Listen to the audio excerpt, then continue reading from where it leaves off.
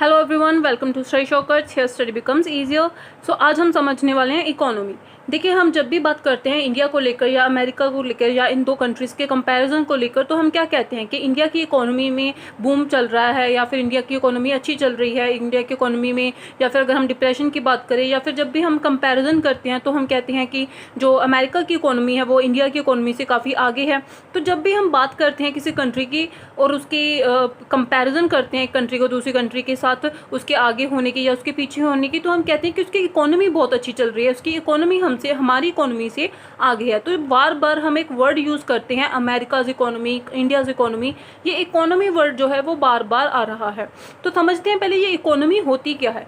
देखिए, इकोनॉमी जो है एक ऐसा सिस्टम है। देखिए, हमने जैसे ही बात की, हम एक कंट्री को लेकर बात कर रहे हैं कि कंट्री की इकोनॉमी कैसी है। हमने पर्टिकुलर एक अमेरिका की इकोनॉमी की बात की, हमने इंडिया की इकोनॉमी की बात की, हमने अगर हम चाइना की करें तो चाइना एक कंट्री है। तो दैट मीन्स हम एक एरिया के, एक कंट्री की इकोनॉमी की बात कर रहे हैं। ठीक है, तो दैट मीन्स इससे एक चीज़ तो समझ में आती है, जो इकोनॉमी है वो किसी एरिया से रिलेट करती है। तो समझते हैं इसका मीनिंग कि ये होती क्या है। देखिए, economy is a system spread over a particular area. देखिए, वही बात है कि जो इकोनॉमी होती है, जो बार बार हम ये वर्ड यूज़ करते हैं इकोनॉमी, वो किस चीज़ से रिलेट करती है? एक पर्टिकुलर एरिया से रिलेट करती है। ठीक है, अब वो एरिया क्या है? वो एक विलेज भी हो सकता है, वो एक सिटी भी हो सकती है, वो एक डिस्ट्रिक्ट भी हो सकता है, वो एक स्टेट भी हो सकता है और पूरी की पूरी एज अ होल एक कंट्री भी हो सकती है। तो यानी कि इकोनॉमी की जब हम बात करते हैं वो किसी एरिया से रिलेट करती हैं, चाहे वो एरिया बहुत छोटे लेवल पर एक विलेज का हो, सिटी का हो, डिस्ट्रिक्ट का हो, स्टेट का हो या फिर फुल फ्लेज एक कंट्री का हो। हम मोस्टली जो इकोनॉमी का वर्ड यूज़ करते हुए कंट्री के साथ यूज़ करते हैं, लेकिन इकोनॉमी जो है वो एक ऐसा सिस्टम है जो पर्टिकुलर एरिया से रिलेट करता है। वो एक विलेज भी हो सकता है और एक कंट्री भी हो सकती है, यानी कि वो एक स्मॉल लेवल पर भी हो सकता है और एक कंट्री के लेवल पर भी हो सकती है। So economy is a system spread over a particular area, जो एक पर्टिकुलर एरिया से रिलेट करती है। एक पर्टिकुलर एरिया का सिस्टम वो क्या रिवील करता है? That reveals the nature and level of economic activities in that area. अब वो इकोनॉमिक, जो इकोनॉमी हम बात करते हैं, वो एक सिस्टम है किसी एरिया का। वो सिस्टम क्या है? जो हमें ये बताता है कि उस एरिया में जो इकोनॉमिक एक्टिविटीज़ हैं वो किस लेवल पर हो रही हैं और किस नेचर की हो रही हैं। देखिए, फॉर एग्जांपल अगर हम जो इंडिया की अगर हम इकोनॉमिक एक्टिविटीज़ की बात करें तो हमें पता है कि पहले जब जैसे ही इंडिपेंडेंस हमें मिली थी तो तब हमारी कंट्री में क्या था? सबसे ज़्यादा एग्रीकल्चर था। हम फसलें उगाते थे, वही हमारी कंट्री में ज़्यादा से ज़्यादा होता था, वही लोगों की इनकम का साधन भी था। तो एग्रीकल्चर एक्टिविटी हमारी इंडिया में होती थी। तो इंडिया एक एरिया हो गया, एक कंट्री हो गई, उसमें इकोनॉमिक एक्टिविटी क्या होती थी? एग्रीकल्चर होता था। तो हम कह सकते हैं कि उसका इकोनॉमिक एक्टिविटी का जो लेवल है और जो नेचर है वो एक एग्रीकल्चर था। और एग्रीकल्चर बहुत वास्ट लेवल पर था, बड़े लेवल पर था हमारे इंडिया में, क्योंकि सब जगह मोस्टली जो इनकम का साधन था वो एग्रीकल्चर ही था। तो इसीलिए इंडिया को एक एग्रीकल्चर इकोनॉमी कहा जाता था, क्योंकि वहाँ पर एग्रीकल्चर ही सबसे ज़्यादा इनकम का साधन होता था। इकोनॉमिक एक्टिविटी में सिर्फ एग्रीकल्चर ही ज़्यादा से ज़्यादा आता था।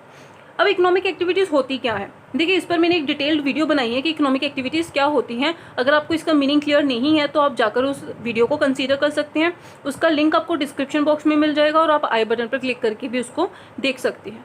यहाँ पर मैं आपको ब्रीफ बता देती हूँ। देखिए, इकोनॉमिक एक्टिविटीज़ क्या होती हैं? वो एक्टिविटीज़ जिसमें production, consumption, investment and exchange, ये 4 एक्टिविटीज़ इन्वॉल्व होती हैं। प्रोडक्शन का मतलब होता है गुड्स को प्रोड्यूस करना, कंजम्पशन का मतलब होता है उन्हीं गुड्स और सर्विसेज जो यहाँ पर प्रोड्यूस हुई हैं, फाइनल गुड्स एंड सर्विसेज उनको कंज्यूम करना, यूज़ करना।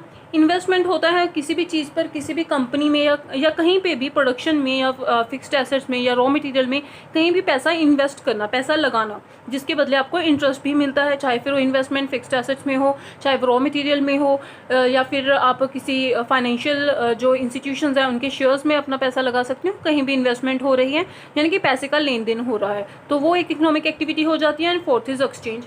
एक्सचेंज तो इकोनॉमिक एक्टिविटी होती ही है। जब भी एक्सचेंज होता है, यानी कि एक चीज़ के बदले दूसरी चीज़ जो आती है, दैट इज़ एक्सचेंज। तो जहाँ पर भी लेन देन होता है जो कि मॉनेटरी टर्म्स में होता है, उस चीज़ का एक्सचेंज जिसको आप मॉनेटरी टर्म्स में शो कर सकते हैं, जिसकी वैल्यू आप मॉनेटरी टर्म्स में शो कर सकते हैं, वो भी एक इकोनॉमिक एक्टिविटी होती है। बाकी इसको डिटेल में मैंने उस वीडियोज़ में बताया है, तो आप जाके उस वीडियो को चेक कर सकते हैं। सो अभी तक हमने समझा कि इकोनॉमी जो होती है वो एक ऐसा सिस्टम होता है जो पर्टिकुलर एरिया से रिलेट करता है, जो हमें उस एरिया की इकोनॉमिक एक्टिविटीज़ के लेवल और उसके नेचर के बारे में बताता है। आगे देखते हैं। It shows how people of that area earn their living.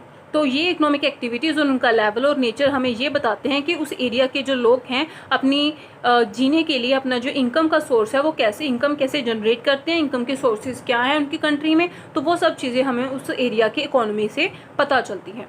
तो इकोनॉमी का मीनिंग हमने अच्छे से समझा। इकोनॉमी क्या होती है? एक सिस्टम होता है जो एक पर्टिकुलर एरिया से रिलेट करता है, जो क्या बताता है कि उस एरिया में कौन सी इकोनॉमिक एक्टिविटीज़ हैं, किस लेवल की हैं और किस नेचर की हैं, और इससे हमें पता चलता है कि वहाँ के लोग अपने रहने के लिए अपनी इनकम जो है वो कैसे अर्न करते हैं। So this is economy.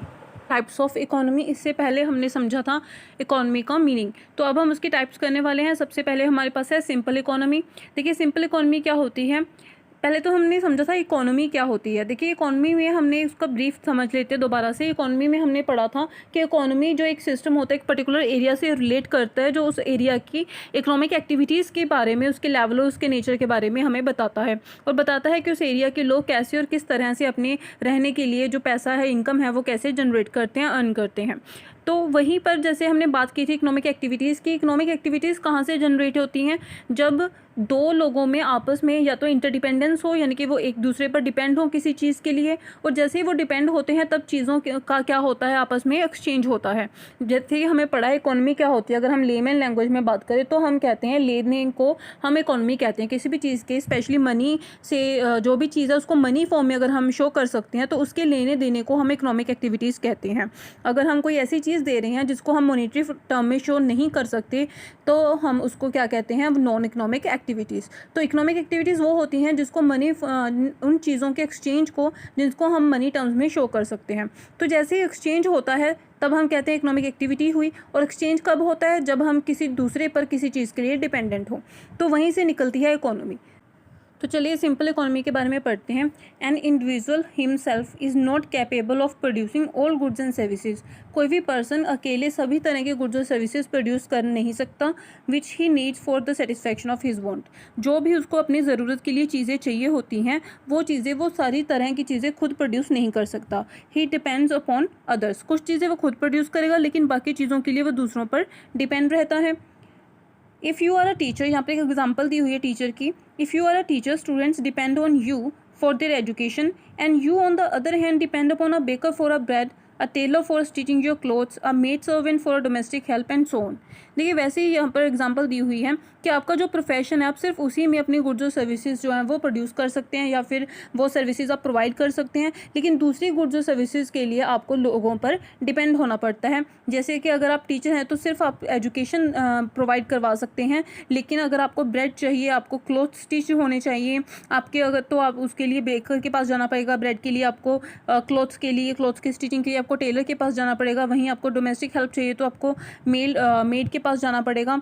तो ऐसी जितनी भी आपकी और ज़रूरतें हैं उन ज़रूरतों को पूरा करने के लिए आपको दूसरे लोगों पर डिपेंड होना पड़ता है। सो दस mutual interdependence is a sense of economic activity. वही इकोनॉमिक एक्टिविटी तभी आएगी जब लोगों के बीच में म्यूचुअल इंटरडिपेंडेंस होगी। अगर म्यूचुअल इंटरडिपेंडेंस ही नहीं होगी तो कोई भी एक्सचेंज करेगा ही नहीं। अगर एक्सचेंज नहीं करेगा तो इकोनॉमिक एक्टिविटी नहीं होगी। तो इसीलिए कहा जाता है कि इकोनॉमिक एक्टिविटी और इकोनॉमी का जो सेंस है वो क्या है? Mutual interdependence. Accordingly, we can say that mutual interdependence and exchange are the core elements of economy. So किसी भी इकोनॉमी के जो मेन दो पार्ट्स, दो एलिमेंट्स हैं वो क्या है? म्यूचुअल इंटरडिपेंडेंस और एक्सचेंज।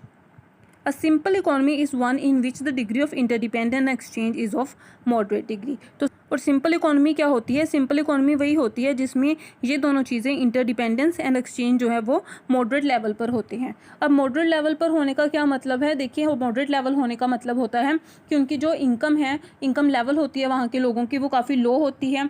उनकी जो वांट्स होती है वो मल्टीपल तो होती हैं पर एनमरस नहीं होती। यानी कि अगर आपके सामने 10 प्रोडक्ट हैं तो आपके 10 प्रोडक्ट्स की डिमांड तो हो सकती है लेकिन किसी भी एक प्रोडक्ट की डिमांड बहुत ज़्यादा नहीं होती है। तो इसका मतलब ये है वहाँ पर सिंपल इकोनॉमी होती है। म्यूचुअल इंटरडिपेंडेंस जो होती है वो लिमिटेड होती है और degree of exchange is moderate, यानी कि जो एक्सचेंज है लिमिटेड, जो इंटरडिपेंडेंस है वो मॉडरेट लेवल पर होती है, लिमिटेड लेवल पर होती है।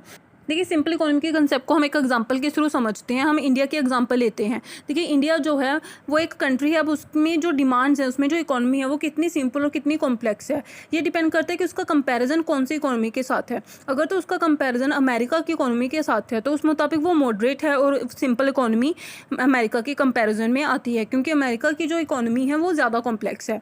लेकिन वहीं अगर हमारे इंडिया का कंपैरिजन कुछ ऐसी कंट्री की इकोनॉमी के साथ है जो कि उससे भी ज़्यादा उसके जो रिसोर्सेज हैं, उसके ज़्यादा जो इंटरडिपेंडेंस है, एक्सचेंज है वो मॉडरेट है, वहाँ के लोगों की जो इनकम लेवल है वो इंडिया की इनकम लेवल से भी कम है, तो वहाँ उस केस में जो इंडिया की इकोनॉमी हो जाती है दूसरी कंट्री के मुकाबले वो कॉम्प्लेक्स हो जाती है। तो यानी कि जो मॉडरेट लेवल हम कहते हैं, जो सिंपल इकोनॉमी हम कहते हैं, ये ज़्यादा हम अच्छे से तब बता सकते हैं जब दो चीज़ों में कंपैरिजन हो रहा हो और हम रेलेवेंस में कह सकते हैं कि कोई इकोनॉमी सिंपल है या नहीं है। तो डिपेंड करता है कि उसका कंपैरिजन किसके साथ है। तो सिंपल इकोनॉमी क्या होती है उसका हमने मीनिंग समझा, जिसमें इंटरडिपेंडेंस और एक्सचेंज लेवल जो होता है वो मॉडरेट होता है, वांट्स मल्टीपल होती हैं पर बहुत ज़्यादा नहीं होती हैं, और इनकम लेवल जो लोगों का होता है वो लो होता है। तो ये होती है सिंपल इकोनॉमी। अब समझते हैं कॉम्प्लेक्स इकोनॉमी। अब हम करने वाले हैं कॉम्प्लेक्स इकोनॉमी। देखिए जैसे सिंपल इकोनॉमी के बारे में हमने पढ़ा, वहीं कॉम्प्लेक्स इकोनॉमी बिल्कुल उससे डिफरेंट है, उससे ऑपोजिट है। A simple economy contrast with a complex economy. Complex economy में बिल्कुल डिफरेंट चीज़ें होती है जैसे सिंपल इकोनॉमी में होती हैं। Unlike a simple economy the degree of interdependence and exchange in a complex economy is very high. उसमें हमने पढ़ा था कि जो इंटरडिपेंडेंस और एक्सचेंज है वो मॉडरेट लेवल पर होता है, लेकिन एक कॉम्प्लेक्स इकोनॉमी में ये बहुत ही हाई लेवल पर होता है, एक्सचेंज भी और इंटरडिपेंडेंस भी। लोग एक दूसरे पर दूसरी चीज़ों के लिए बहुत ज़्यादा डिपेंड करते हैं और एक्सचेंज भी उनका हाई लेवल पर होता है। फीचर्स ऑफ कॉम्प्लेक्स इकोनॉमी के बारे में हम समझते हैं। फीचर से पहले हम एक एग्जांपल समझते हैं, जैसे कि मैंने पहले आपको इंडिया और अमेरिका की एग्जांपल दी थी, तो यहाँ पर भी अब भी हम इंडिया और अमेरिका की एग्जांपल लेंगे। पहले हमने इंडिया को अमेरिका की कंपैरिजन में सिंपल इकोनॉमी बताया था, तो अभी कॉम्प्लेक्स इकोनॉमी में हम अमेरिका की इकोनॉमी लिख सकते हैं, क्योंकि अमेरिका की इकोनॉमी में लोग जो है डिमांड जो है गुड्स की वो ज़्यादा होती है रैदर देन हमारे इंडिया के मुताबिक, और वहाँ पर जो एक्सचेंज लेवल है वो भी हाई लेवल पर है, इसीलिए अमेरिका की इकोनॉमी को कॉम्प्लेक्स इकोनॉमी कहा जाता है। इसके कुछ फीचर्स हम देख लेते हैं कॉम्प्लेक्स इकोनॉमी के। First is income level of people is high. जैसे हमने सिंपल में पढ़ा था वहाँ इनकम लेवल लो होता है, तो इसमें इनकम लेवल जो है वो हाई होता है। Wants are multiple as well as innumerous. तो एनएमरेस का मतलब होता है कि अगर आपके पास सामने 10 प्रोडक्ट हैं लेकिन उसकी डिमांड जो है एक प्रोडक्ट की वो अगर वो डिमांड ज़्यादा नहीं है तो हम कहते हैं कि उसकी वॉन्ट्स जो है वो मल्टीपल तो हैं पर एनएमरेस नहीं है, ज़्यादा नहीं है, वॉन्ट्स ज़्यादा नहीं है एक प्रोडक्ट की। लेकिन कॉम्प्लेक्स इकोनॉमी में क्या होता है, 10 प्रोडक्ट अगर आपके सामने हैं तो उसकी एक प्रोडक्ट की जो डिमांड है उसको डिमांड करने के लिए भी आगे 10 लोग जो हैं वो खड़े हैं डिमांड करने के लिए, तो डिमांड एक प्रोडक्ट की भी बहुत ज़्यादा होती है। तब हम कहते हैं कि wants are multiple as well as numerous. Wants जहाँ पर मल्टीपल हैं 10 प्रोडक्ट्स की हैं, वहीं ज़्यादा भी है एक प्रोडक्ट की डिमांड, तो तब हमारी इकोनॉमी कॉम्प्लेक्स इकोनॉमी बनती है। Mutual interdependence is very high. Simple में मॉडरेट होता है, कॉम्प्लेक्स में वेरी हाई होती है म्यूचुअल इंटरडिपेंडेंस, एंड जब ये हाई होती है तो एक्सचेंज भी हाई लेवल पर ही होगी। तो जब ये चारों फीचर्स जो हैं वो होते हैं तब हम अपनी इकोनॉमी को कहते हैं कॉम्प्लेक्स इकोनॉमी। हमने इकोनॉमी का मीनिंग समझा, फिर समझा उसके टाइप्स, जिसमें हमने सिंपल इकोनॉमी के बारे में समझा और कॉम्प्लेक्स इकोनॉमी के बारे में समझा। अगर आपको ये वीडियोस अच्छी लग रही हो please like share subscribe and press the bell icon button for the latest updates. Thank you.